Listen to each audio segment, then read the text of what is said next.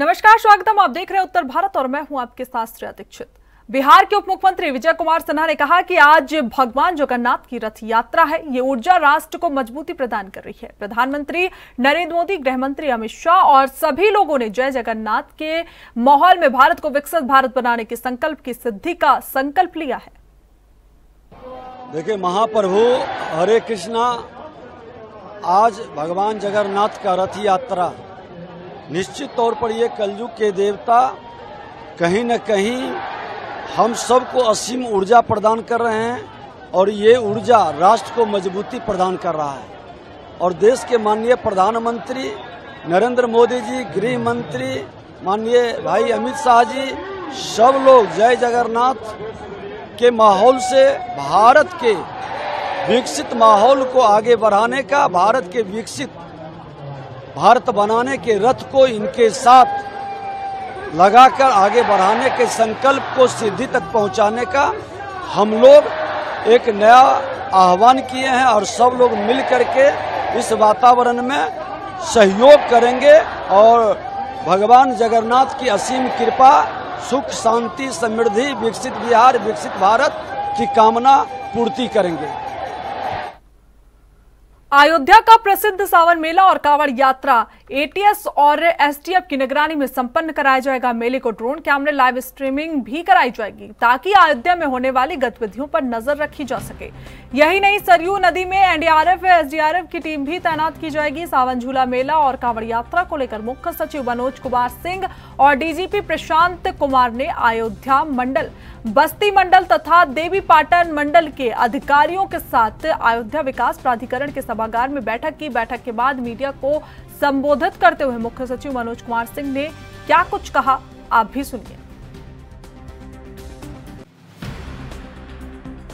कांवड़ मेला और श्रावण झूला का जो मेला यहाँ पे आयोजित होता है, इसमें लाखों और एक दिन में लाखों और महीने भर के अंतराल में करोड़ों श्रद्धालु भाग लेने के लिए यहाँ पर आते हैं। ये जो भी व्यवस्थाएं बाकी विभागों के साथ मिलकर की जा रही हैं, इन सब का एक ही उद्देश्य और एक ही ध्येय है कि जो भी श्रद्धालु इसमें आ रहे हैं वो एक अच्छा अनुभव के साथ इसको संपन्न करें और फिर वापस लौटें एक अच्छी अनुभूति के साथ। माननीय मुख्यमंत्री जी की चिंता इस पे बनी हुई है कि जो भी ये आयोजन होने वाले हैं उनमें किसी भी तरह का विघ्न नहीं हो और हर तरह की अवस्थापना सुविधाएं समय से पहले पूरी हों। इसीलिए शासन पूरी तरह से कटिबद्ध है और इस बात के लिए लगातार मॉनिटरिंग भी कर रहा है कि जितने भी आवागमन के लिए मार्ग हैं उनमें गड्ढे न हों, व्यवस्थित हों। रास्ते में आने वाले श्रद्धालुओं के लिए जो कैंप लगाए जाते हैं वो एक्सप्रेसवे या हाईवे से उचित दूरी पे लगाए जाएं ताकि कोई एक्सीडेंट का खतरा न हो। जो भी भंडारे लगते हैं वहाँ पे साफ़ सफाई की अच्छी व्यवस्था हो। जो वे साइड अम्यूनिटीज़ तैयार की जाती हैं आने के लिए, महिला के लिए, पुरुष के लिए, वो अलग अलग, और वहाँ पे सफाई की निरंतर व्यवस्था बनाई रखी जाए। मंदिर, शिवालय जहाँ पे लोग जाते हैं जलाभिषेक के लिए, वहाँ पे निरंतर सफाई की व्यवस्था रखी जाए। और इसी दृष्टिकोण से अयोध्या में लगभग 1500 अतिरिक्त सफाई कर्मी और उनको पूरे साल के लिए सैंक्शन किया जा रहा है कि वो लगातार यहाँ पे एक सफाई की व्यवस्था बना के रखें। कई जगहों पर 25 सहायता केंद्र ऐसे बनाए जा रहे हैं जहाँ रास्ता के बारे में जानकारी देने के लिए, लॉस्ट एंड फाउंड अगर खोए हुए लोग हैं उनके बारे में बताने के लिए। ये भी तैयारी की जा रही है कि जहाँ भी लोग ज़्यादा इकट्ठा हो रहे हैं वहाँ पे डॉक्टर्स की टीम हो जिसमें महिला पुरुष दोनों ही चिकित्सक हों, ऑक्सीजन की व्यवस्था रखें, फर्स्ट एड किट की व्यवस्था जगह जगह पे रखें। सुरक्षा व्यवस्था चाक चौबस रहे, इसके निर्देश दिए गए हैं। पर्याप्त पुलिस बल प्रत्येक धार्मिक स्थलों पे लगाया जाएगा। इसके अतिरिक्त जो कांवड़ शिविर लगेंगे या जो जिस रास्तों से श्रद्धालु आएंगे उनके रहने इत्यादि की जगह पे भी सुरक्षा व्यवस्था कराई जाएगी। अयोध्या जी में विशेष व्यवस्थाएं घाटों पे भी रहेंगी, यहाँ के प्रमुख मंदिरों पे भी रहेंगी। जहाँ ज़्यादा से ज़्यादा भीड़ रहती है वहाँ मेडिकल की सुविधा भी रहेगी। हम लोग अधिक से अधिक तकनीक का इस्तेमाल करेंगे, जैसे कि सीसीटीवी कवरेज कराएंगे, ड्रोन के साथ भी कराएंगे। हम लोग टीथर ड्रोन को भी लेने के बारे में सोच रहे हैं, ताकि इस बार टीथर ड्रोन के ज़रिए हम लाइव जो है इसके जो लीड्स जो हैं अपने कंट्रोल रूम में लें, और वहाँ पे सभी विभाग के लोग तैनात रहेंगे, ताकि किसी भी आकस्मिक स्थिति में हम चीज़ों को तत्काल मुहैया कराएं। हम पर्याप्त सुरक्षा व्यवस्था प्रत्येक जगह पे रिजर्व के रूप में रखेंगे। हमारे अन्य जो विभाग के जैसे ATS है, STF है, इनके लोग भी यहाँ आज मौजूद थे, उनके द्वारा भी अपना डिप्लॉयमेंट किया जाएगा। जल मार्ग में किसी तरह की कोई दुर्घटना न हो, इसके लिए SDRF NDRF की टीम भी ली गई है। स्थानीय जो गोताखोर हैं और स्थानीय नाविकों का भी साथ लिया जाए।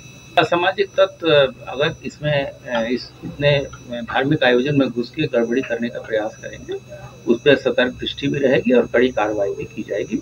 इसके लिए व्यापक प्रबंध पहले से ही। अपनी 2 सूत्रीय मांगों को लेकर अपना दल कमेरावादी के तत्वाधान में प्रदेश व्यापी आंदोलन के तहत हजरतगंज के भीमराव अंबेडकर प्रतिमा पर जोरदार प्रदर्शन किया गया। हजारों की संख्या में लोगों ने प्रदेश कार्यालय से डॉक्टर भीमराव अंबेडकर की प्रतिमा तक पदयात्रा निकाली। इस दौरान कार्यकर्ताओं ने बाजू पर काली पट्टी बांधकर व हाथों में तख्ती लेकर धरना प्रदर्शन किया। धरना प्रदर्शन के माध्यम से अपना दल के संस्थापक डॉक्टर सोनेलाल पटेल की हत्या की CBI जांच करने की भी मांग की गई। साथ ही राष्ट्रीय अध्यक्ष कृष्ण पटेल को इज्जत श्रेणी की सुरक्षा प्रदान करने की भी मांग की है। आपकी से लेकर यहाँ तक आपने मार्च किया है और अपनी मांगों को लेकर आए, क्या मांगे थे और क्या कहना है? देखिए, डॉक्टर सोनेलाल पटेल जी जो अपना दल को एक विचारधारा और एक बड़े समाज को एक रास्ता दिखा के गए, 17 अक्टूबर 2009 को असमय हम सब के बीच में से विदा हुए, और ऐसे में हम सब जो उनके मानने वाले हैं, हमारी उनके जाने के बाद 17 अक्टूबर 2009 से आज 15 वर्ष का वक्त ख़त्म होने जा रहा है। हमारी ये मांग है कि हमारे पुरोधा किन परिस्थितियों में हमारे बीच से विदा हुए, ऐसे में उनकी हत्या की CBI जांच हो, और उनके जाने के बाद आज 70 साल की उम्र में उनके इस आंदोलन का नेतृत्व पटेल राजमाता श्रीमती कृष्णा पटेल जी कर रही हैं। हमारे मन में ये संशय है कि जैसा डॉक्टर सोनेलाल पटेल जी के साथ हुआ, वो किन्हीं भी परिस्थितियों में राजमाता पटेल जी के साथ भी हो सकता है। ऐसे में हम सरकार से मांग करते हैं कि उनको भी उच्च कोटि की सुरक्षा मुहैया प्रदान की जाए। देखिए, जनता के आशीर्वाद से हमें मौका मिला है कि इस बार हम सदन का हिस्सा हैं, और लगातार जो मांग हम अपनी सड़क पे उठाते रहे हैं, हम सदन में भी उठाएंगे, और हर वो प्लेटफॉर्म जिससे हमारी आवाज़ सरकार के कान तक पहुंच सकती है, उसमें एक हमारा जो माध्यम है वो आप पत्रकार बंधु भी हैं। आप लोग भी लगातार हमको सहयोग करते रहें कि हमारी इस मांग को आप लोग अपने अखबारों में, अपने टेलीविज़न पे जगह देकर के हमारी इस मांग को सरकार के कानों तक पहुँचाएँ। बहुत बहुत आभार आप सभी लोगों का। लेकिन लड़ाई अनवरत जारी रहेगी। देखिए, पूछने वाला प्रश्न तो ये बहुत ज़्यादा है, और सोचने वाला भी कि डॉक्टर सोनेलाल पटेल जी के जाने के बाद उनकी कर्मस्थली बनारस में 2014 में अपना दल के साथ भारतीय जनता पार्टी और वर्तमान प्रधानमंत्री जी वहाँ पर एक खुले मंच पर भाषण देते हैं और बोलते हैं कि अपना दल के संस्थापक डॉक्टर सोनेलाल पटेल जी मेरे अभिन्न मित्रों में से थे। तो मैं उनसे सवाल पूछती कि अगर आपके अभिन्न मित्रों, जो मित्र हैं डॉक्टर सोनेलाल पटेल जी, उनकी मौत की हत्या की CBI जांच 15 साल में नहीं हो पाई है, उनको न्याय नहीं मिल पाया है, तो इस देश की जनता का क्या हाल होगा, ये डॉक्टर सोनेलाल पटेल जी के अभिन्न मित्रों को जवाब जरूर देना होगा। कहाँ से कहाँ तक जाएंगे? देखिए, हम लोग अपने केंद्रीय कार्यालय से आज honourable doctor BR Ambedkar ji की स्मृति पर हजरतगंज चौराहे तक पहुँचे हैं, और उम्मीद है कि जो दूरी हमने चलकर तय करी है, हमारी आवाज़ सदन तक और निर्णायक मोड़ तक जरूर पहुँचेगी। नोएडा के थाना सेक्टर 39 क्षेत्र में नोएडा प्राधिकरण के सेक्टर 104 में बन रही अवैध इमारत तोड़ने गई नोएडा अथॉरिटी की टीम पर हमले की खबर सामने आई है। मिली जानकारी के अनुसार 2 प्रबंधकों पर डीजल डालकर आग लगाने का प्रयास भी किया गया। ये प्रकरण उस समय हुआ जब अथॉरिटी की टीम अवैध अतिक्रमण हटाने पहुंची थी, जिसके बाद नोएडा अथॉरिटी के द्वारा थाना सेक्टर 39 में शिकायत दर्ज की गई। वहीं इस मामले पर पुलिस अधिकारियों का कहना है कि अथॉरिटी के द्वारा शिकायत तो की गई है और उसको देखते हुए मुकदमा पंजीकृत भी किया गया है। फिलहाल पुलिस द्वारा जांच की जा रही है। कल सेक्टर 39 थाना क्षेत्र के सलारपुर चौकी एरिया में नोएडा प्राधिकरण की टीम अतिक्रमण हटाने के लिए पहुंची थी, जिसकी सूचना स्थानीय थाना अथवा चौकी को नहीं दी गई थी। अतिक्रमण की कार्रवाई के दौरान स्थानीय नागरिकों के द्वारा उसका विरोध किया गया, जिस संबंध में नोएडा प्राधिकरण के अधिकारी के द्वारा थाने पर एक तहरीर दी गई, अभियोग पंजीकृत किया गया, 2 लोगों को इस संबंध में गिरफ्तार किया गया है, विधिक कार्रवाई की जा रही है। यूपी के अमरोहा में दिल दहलाने वाली घटना सामने आई है, जहां प्रेम विवाह से नाराज प्रेमिका के पिता ने सुलह समझौते के बहाने प्रेमी के घर पहुंचकर कई राउंड फायरिंग कर दी। इस दौरान युवक के पिता की गोली लगने से मौत भी हो गई।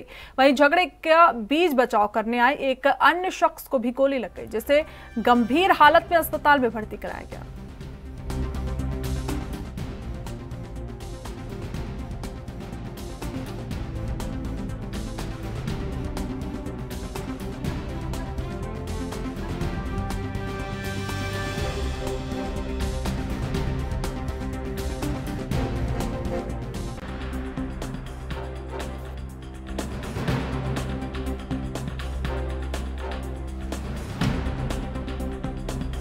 दहलाने वाली घटना सामने आई, जहां प्रेम विवाह से नाराज प्रेमिका के पिता ने प्रेमी के पिता को गोलियों से रौंद दिया। सुलह समझौता के बहाने प्रेमी के घर पिता पहुंचा, जहां कई राउंड फायरिंग की। इस दौरान युवक के पिता की गोली लगने से मौत भी हो गई। इसके अलावा वहीं झगड़े का बीच बचाव करने आए एक अन्य शख्स को भी गोली लगी है, जिसे गंभीर रूप में अस्पताल पहुंचाया गया।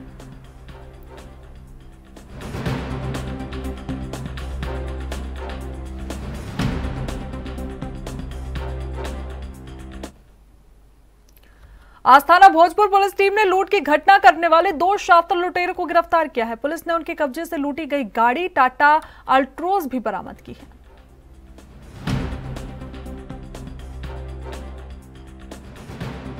सर, ये जो मामला हुआ है, आज पकड़े गए लुटेरे, क्या है मामला सारा? 24 जून 2024 को एक घटना हुई थी। अबलपुर बम्बा पड़ता है भोजपुर थाने में। वहाँ पे एक व्यापारी हैं मोदी नगर के रवि, उनके साथ कार लूट की घटना हुई थी।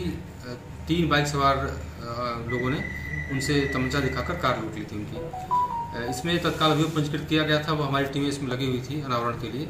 आज घटना का अनावरण किया गया है। वह इसमें कुल घटना में 4 अभियुक्त शामिल थे। इसमें 2 की गिरफ्तारी यहाँ पे की गई है तथा एक इसमें अभियुक्त जो है वो पहले से जेल में है। ये घटना इस प्रकार हुई थी कि एक सुनील नाम का व्यक्ति है जो जोया ग्राम थाना भोजपुर का रहने वाला है। यह एक इंस्टीट्यूशनल अपराधी है थाना भोजपुर का, और मुख्य रूप से इसने एक योजना बनाई। इसके जानने वाले थे एक अनुज है जो लखुआ का रहने वाला है, एक सुमित जो कि ग्राम उस्मा थाना खुर्जानगर बुलंदशहर का रहने वाला है, और एक जोया का ही रहने वाला जितेंद्र है। इन चारों ने मिलकर योजना बनाई थी ये लूट करने की, और तय योजना के अनुसार ये 3 बाइक से जितेंद्र, सुमित और अनुज ये बाइक से इन्होंने लूट कारित की। और सुनील जो मुख्य मास्टरमाइंड था इसका, वो वहाँ से कुछ दूरी पे खड़ा होकर वो बैकअप के लिए वहाँ पे खड़ा था। लूट करने के बाद इन्होंने कार छुपा दी थी, और हमारी टीम द्वारा इसका अनावरण करते हुए 2 अभियुक्त इसमें जितेंद्र और सुनील की गिरफ्तारी की गई है, और अनुज पूर्व से जेल में है, और सुमित की अभी फरार है, उसकी गिरफ्तारी शीघ्र ही की जाएगी। इन पे पहले भी कितने मुकदमे हैं, कहाँ दर्ज हैं मुकदमे? इसमें जो सुनील है वह HS है, और उसके ऊपर 12-13 मुकदमे करीब दर्ज हैं। क्या क्या बरामद की है सर? बरामदगी लूटी गई कार इसमें बरामद की गई है।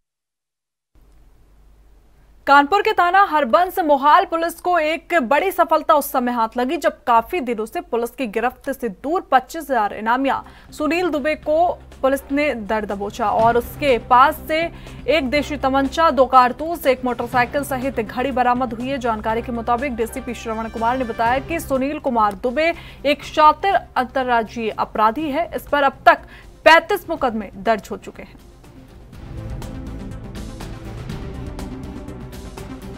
जैसा कि आपने देखा, ये जो क्रिमिनल है ये इंटर स्टेट है, और इस पे 35 से ज़्यादा मुकदमे हम लोग ट्रेस कर पाए हैं, वो निकला है।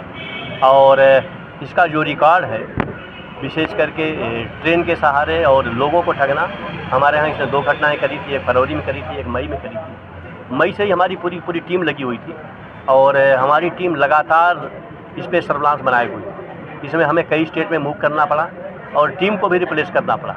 एक टीम जब ज़्यादा दिन हो जाती थी तो उसको हम लोग वापस बुलाते थे और दूसरी टीम को भेजते थे, और इस तरीके से हमने अपनी हिम्मत को अपना हमेशा बनाए रखा, टीम को हौसला किया। ये बचता बहुत रहा, प्रयास बहुत करता रहा बचने का। हर जो भी है बहुत शातिर है, तो ये इसको पता था कि हमारे पीछे टीम लगी है, लेकिन फाइनली हमारी जो कलेक्टरगंज की टीम है, हरबंस मोहाल की टीम है और सर्विलांस की टीम है, इसको पकड़ा है। इसमें 25,000 रुपये का इनाम डिक्लेयर था। 2 मुकदमे में हमारे यहाँ वांछित चल रहा था, कई मुकदमों में इसको सज़ा हो चुकी है। बाकी इसके जो केस हैं हम लोग देखेंगे डिटेल और निकालेंगे। किस तरीके से ये अपनी घटना को अंजाम देता था और क्या क्या घटना किया इसने, किस तरीके से? हरबंस मोहाल में मैं उसकी वीडियो भेज दूंगा जो कलेक्टरगंज में है। बेसिकली ये जो आर्मी के जो हुए जो वर्दीधारी मुनन, जैसे ट्रेन में आप देखते होंगे जो छुट्टी पे जा रहे हैं, बाकी जगह जा रहे हैं, उनसे वो एक राब्ता बनाता है, बैठेगा, बातचीत करेगा और उनको बातचीत होते होते फिर उनको अपना झांसे में लेता है और जहाँ पे उतरना होता है या तो वहाँ पर उतरेगा या वो कहता है कि उतर जाओ, उतरते हैं, थोड़ा मौज मस्ती करते हैं, फिर वो होटल में ले जाता है। हमारे यहाँ भी यही हुआ, उसने फौजी से एक परिचय बढ़ाया, फिर उसको बढ़ाने के बाद वो उतरे स्टेशन से, फिर होटल में गए, उसने बियर लाई, 5-6 बियर उसको पिलाई, 1-2 बियर अपने पी और फिर वो नहाने चला गया। उसी दरमियान उसने जो है उसका माल लेकर के, उसके ATM बाकी चीज़ लेकर के उसने पैसे निकाले। कानपुर में भी किया कि कानपुर में 2 जगह किया है। कानपुर में फरवरी में हमारे यहाँ किया था हरबंस मोहाल में, और मई में 5 मई को किया था। वो भी फौजी था, मैं वीडियो पूरी दे रहा हूँ। ये क्या खाली फौजी को स्पेशली अपना टारगेट? नहीं, सबको टारगेट करता है जो इसके झांसे में आ जाए, लेकिन फौजी एक चूँकि इसके लिए था कि वर्दी में था, थोड़ा सा बातचीत करता था तो डायरेक्ट में आ जाता था। उसको ये भी पता था कि भाई फोर्स में है, फौज में है, तो इसके अकाउंट में पैसा ज़्यादा होगा, बाकी चीज़ें होंगी, तो उस पॉइंट ऑफ व्यू से क्राइम करता है। कानपुर पुलिस के कितनी बड़ी चुनौती थी? क्या कानपुर पुलिस के लिए कितनी बड़ी चुनौती थी? मैंने बताया ना कि मैं 5 मई से लगातार हमारी टीम लगी हुई और ये एक बड़ा डिटेल मैराथन एक्सरसाइज हम लोगों ने की है अंदर, और इसका बहुत ही साथी रहा। हर दूसरे दिन अपने मोबाइल में सेट बदलता रहता था, तो मोबाइल और सेट बदलने के कारण हम लोग को इसको ट्रैक करना बड़ा मुश्किल होता था, लेकिन हमारी पूरी टीम लगी रही। 5 मई से कॉन्टीन्यूअस डे बाई डे हम लोग इसके पीछे लगे हुए, और फाइनली हमारी जो टीम थी जाती थी फील्ड में, रहती थी, लगता था कि वो उसका मॉरल डाउन हो रहा है, सफलता नहीं मिल रही है, उनको वापस बुला लेते। इस गर्मी में भी हम लोगों ने लगातार इसको पीछा किया। सर क्या ये खुद भी वर्दी पहन के जाता था जब लोग मिलता था?